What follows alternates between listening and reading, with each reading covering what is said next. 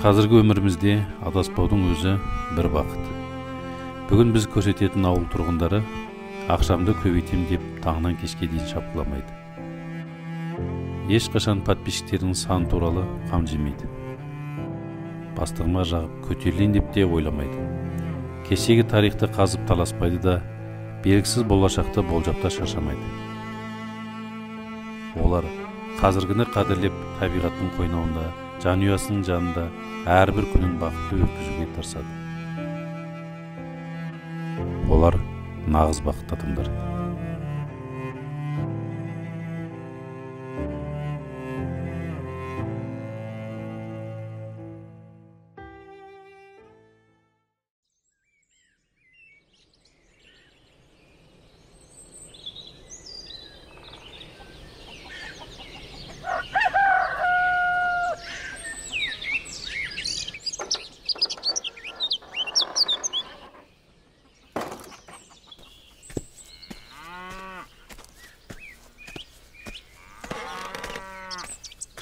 Таңертеңнен таңнан сол күн шықпай тұрып осы малдарға шөбімізді салып, тірлігімізді жасап, шайымызды ішіп дем алып сол бала-шаға деп айтып жүріп жатырмыз ғой.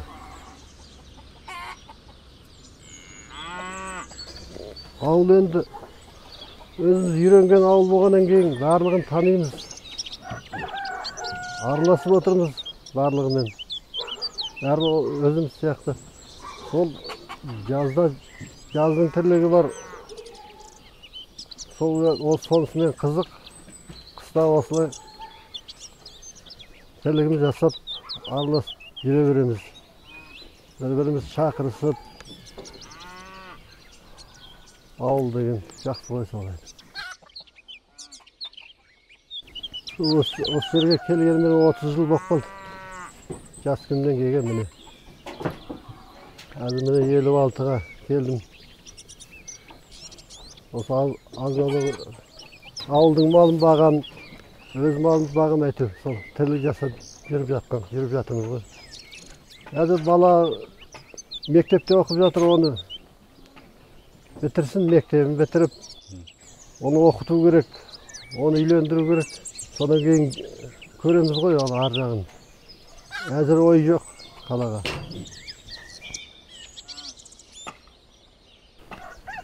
Енді арба мақсат айту, жақсы болсын деп барлығы. Қалада айту, жан жақта балалар аман есен болсын, өзіміз аман болайық деп айту. Амандықтан басқа не керек айту? Барлығы бар.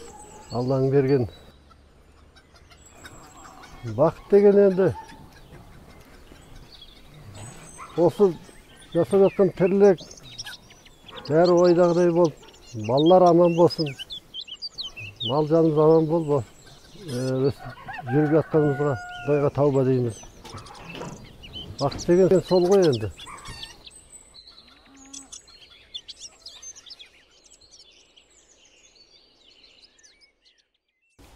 Негіз кірістеріміз енді жаңа жұмысымыз жасаймыз ортасында, жаңа өзім мектепте жұмыс жасаймын, одан сырттан үйіміздің тіршілігі бар.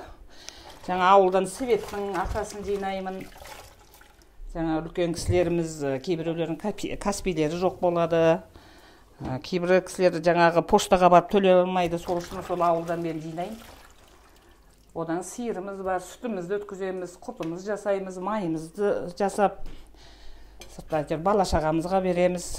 Қалада бәрі сыртта жүрген балаларымыздың амандығын ойлап, ағайын туысымыздың амандығын ойлап. Менде мектепте, мен қазір вахтерші болып істеймін. Мен мектепте 67 мың алатын, осы жолы 78 мың алдым. Осы айда қосылады деген, сол қосылып келді. Мен үшін ең бақытым осы отбасым, бала-шағам. Бір Аллаға сиынып, осы бала-шағамыздың тілеуін тілеп, аяқтандырып, міне. Соғым сойғанда әсіресе қатты қызық күндеріміз болады.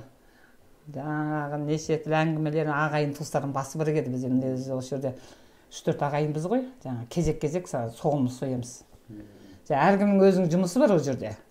Жаңа біреу бауыздаса, жаңағы біреу ет бұзады, біреу бас итады. Жаңағы келіндер, абысындарымыз келеді, біреу ішек қарын тазаласа, біреу басы жуып жатады, біреуміз қуырдақ қуырып жатамыз. Ең қызықты жаңағы ағайын туыс келгенде де қосылып бір өлеңдетіп отырамыз осы жерде.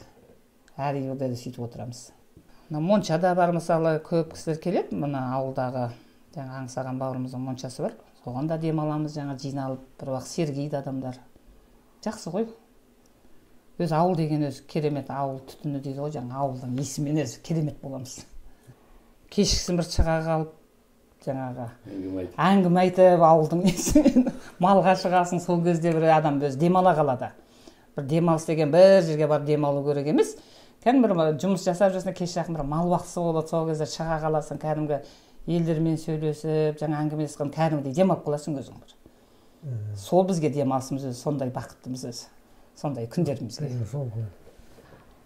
Ауылдың өзінің табиғаты, иісі, ауылдың иісі бар ғой өзінің бір. Қалаға барсаң ондай иісті сезінбейміз ғой. Мына ауылдың өзінің иісі деген керемет қой. Сонымен ешқайда мына ауылдан қалаға шыққымыз келмейді. Балалар айтады, енді жастарыңыз келді, қала жаққа жылжыңыздар дейді. Жоқ, осы ауылда отырамыз дейміз біз. Шаңырақ естиді ғой енді қазақта.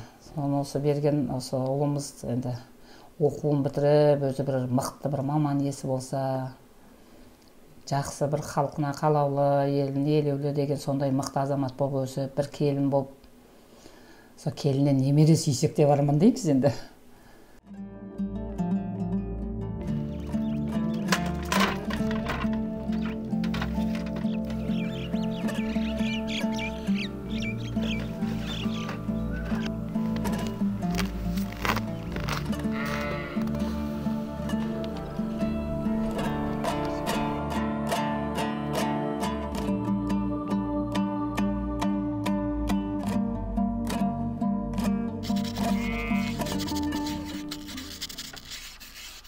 Ассалаумағалейкум ардақты ағайындар, достар. Бүгін біз Кербұлақ ауданы Қосағаш ауылына келіп, ауылдағы бақытты адамдар туралы бір контент түсіріп жатырмыз. Шынымен де бақытты адамдар ауылда, оны және көре жатарсыздар. Жалпы мемлекетіміздің ең үлкен байлығы ол халық.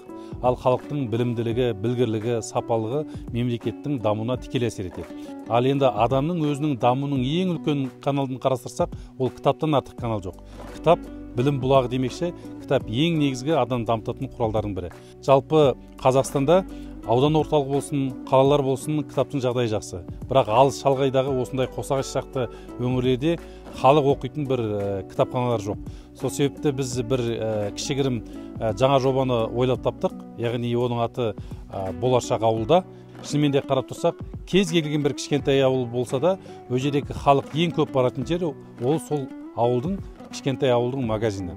Сол магазиндермен бір келісіп, кездесіп, бір мынандай кішкентай кітап сөресін дайындап қоятын болдық. Және сол магазинге келген адамдар кітаптан 100 теңге, 200 теңге беріп, кітапты жалға алып, оқып, қайтарып беруіне әбден болады.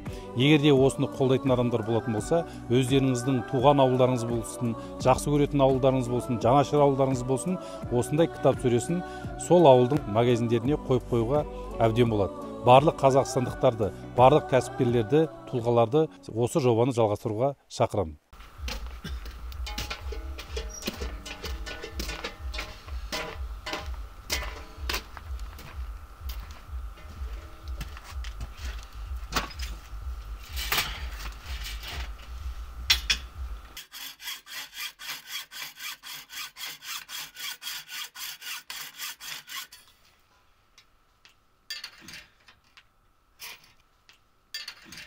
Бұл енді сол бұрынғы ата бабамыздан қалған өнер. Алты таспа бұзауды бұлжырамай аттан түс деп осы алты таспа қамшыны жасайды екен ат көлікке қоралар етін ұстағанға. Жүген, құйысқан, өмілдірік деген де жақсы. Ал шабайылым болғанша құйысқаның болғаны жақсы дейді екен. Құйысқан деген аттың ет оқымын мойнына жібермейді. Мына құйысқан. Міне, бүйтіп тағып, осылайық мінеміз, міне. Шабайыл тартамыз, мына уайыл, мыналарымыз. 6-7 таспағы бұреміз, шаптан алып тартамыз. Енді мына малдың терісі аттың мына омырауын айылдарына қимайды денесін. Мына өзінде сұлық құрам болады, жауынға тисе қайта жұмсап, қайта неғып солы мынаның арасынан саңылау ауа кіріп тұрады. Енді ата-бабамыз осындай айыл тұрманды түйенің терісінен, сиырдың терісі, тайша, өгіздің терілерден өріп таққан, енді арқан, қамшы. Мына өзі 10-15 жылдай болып қалды. Қытайда Қорғас ауданында тұрғанда да ол кезде сәрсен, бейсен базар болады. Базарына апарып сат өткіземіз. Мына тобылғы. Мына тобылғын 8-ші, 9-ші айларда аламыз, 10-ші айларда. Кептіріп қойсақ, мынау қатар, мына майлап қойдық қой. Мұның қабығы ашылмайды, өнеге мықты ағаш мынау. Қамшыңыздың қасиеті бұл енді адам жол ашық болады дейді екен, ат үстінде мініп жүргенде. Қысық болмайды дейді екен. Бұл қамшының түрлерінің бәрі өте қасиетті ғой, қазағымыздың қамшысы. Жаугершілікке шыққан кезде қол ұстайды. Ат үстінде жүрсе, мына қамшысыз жүрген адамды шайтан басып тұрады дейді екен, жолы болмайды дейді екен. Мына айыл тұрманды мықтылап, мына малдың терісіне татып, өріп жасаса, мына ұқсатып. Малдың қасиеті қашпайды дейді екен. Иесіне қарап мал бітеді дегенде, мал өзі мынау терісімен өсіп неғыса, жасса малдың сондай періштесі көтеріліп жүреді дейді екен. Мынадан айыл бастағанбыз, бүйтіп. Мынаның жерден тесік жырым деген нәрсе болады. Мынау сияқ тесік қыбыреміз. Ол 2 жылға кетеді. Мына терісінің үстіне былай самағаннан кейін, мынаны чаптан ақырын былай тартасы. Таудан тастан түскен кезде еріңізді алдына жермейді, құйысқан тартасыз. Бұны жаугершілікте қазақтарымыз тау таспен ашып жүрді. Жол қайдағы жол дейсіз.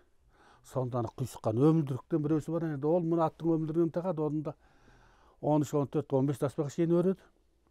Ол мұны артына жібермейді еді. Құйысқан алдына жібермейді еді. Сіз еңкейесіз, ат мұндай таудан мұндай секіресіз тастастан. Сондан құйысқан аттың етоқтың алдына лоқып жібермейді. Енді өр қарттай мұндай таулар тастардан ат секіреді. Секірген кезден өмілдірік артына түсірмейді. Қазақ елімді осы алып келіп, мына батамыздан қалған мұра еді. Мұра болып тұр ғой? Мұра болып тұр. Мына құс құлақ сот дейді. Ел шабады, мына малға береді, науа шабады ағаштан. Бір жағы мұра, бір жағы не болып қалсын деп, ертең айтып береді ғой, отырушы еді. Пәлезде пәлен адам бар еді.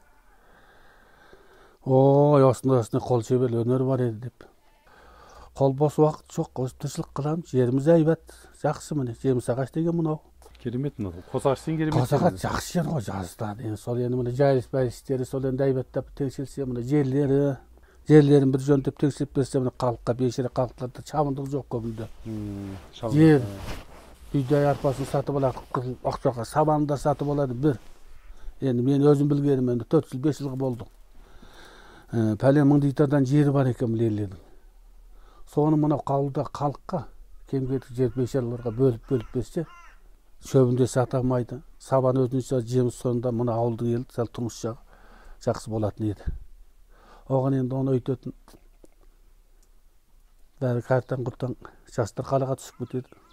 Бәрі ішлейміз. Ағаш егуде келеді қолдан.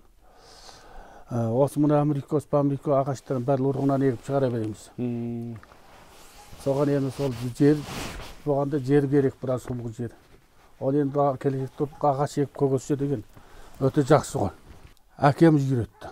Айдарәлі деген әкеміз бар болатын. Соғыс үйретіп. О жақта да көп жерге ағаш ектік. Амал жоқ, көңілімізде сайрап тұр. Бір-екі дийтар жер, сондай айбат сұлғы жер болатын болса, соны егіп қойсақ, мұны ел жұтқылғы болатын едік. Ел тәжірибе алатын еді. Кешкісен алып тісімізді қайрап, жанымызды жалдап, жан бағып жүрміз әзірсін оны айтқанда. Тіршіліксіз адам ол, адам емес дейді екен ғой. Әзіргі жастарға осындай кәсіптену керек, өнер үйрену керек. Ақша табу деген намыс емес. Кәсіп үйренсе, тіршілік қылса, біреуге күндікке жұмыс істеп, анаға малаған жұмыс істегенше өз алдына жеке кәсіп ісіп кеткен өте жақсы ғой. Адал еңбегімен өтірік айтпай, ұрлық қылмай, адал еңбегімен жан бақса жақсы. Бақыт деген ер азаматтың өрісті болу керек, бала шағалы болу керек. Ой, мына бақытты семья. Үйінде бір артық ауыз сөз болмайды. Бай бақытты семья дейді. Тұрмыс жағдайы жақсы, тіршілігі жақсы. Бір сағат, бір минут уақыт болса да қолды бос жүрмейді. Кемпір-кешек, келін-кешек болса да. Адам баласының жаманы жоқ. Әркім сыйласқанның құлы дейді. Мына 13 жыл болды, елден айналайын. Алакөл жаққа бардым. Қаспан ауылы мына 4-ші бөлмеде тұрдым. Содан өшеде бір ардагеріміз Асқат деген. Сол кісі шақырып келді, өшеде болдым міне. Жаман емеспін, жақсымын. 2-3 немерем бар. Балаларым да жақсы міне. Мына көршілеріміз мына Жұмабек деген жігіт. 1-2 жыл тағым бақтық бірге. Елден айналайын, жақсы. Жүрген жерінде адам өзінен